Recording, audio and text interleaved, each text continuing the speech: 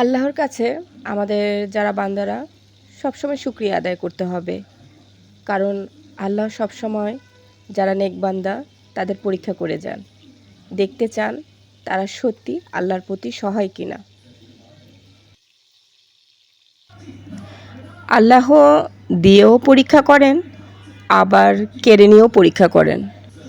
আল্লাহ যেটা দেন সেটা হলো নিয়ামত, আর যেটা দেন না সেটা হলো হিকমত। যেটা দিয়ে আবার কেড়ে নেন সেটা হলো পরীক্ষা, আর ধৈর্যের পরে যেটা দেন সেটা হলো কুদরত। আর এই সব আল্লাহর যে দেয়া নেয়া পরীক্ষা, সব কিছুর জন্য আলহামদুলিল্লাহ। আল্লাহ যা করেন ভালোর জন্যই করেন বান্দাদের জন্য, তাই না? এটা সবসময় বিশ্বাস রাখতে হবে।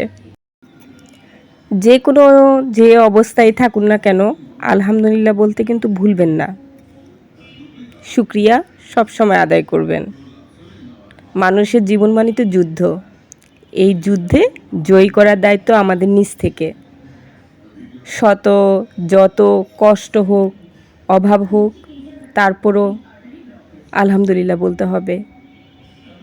তাহলে পুরনো আমাদের নবীজিদের দেখুন, তারা কিন্তু আমাদের থেকেও আরও ভীষণ কষ্টে ছিল, তাই না?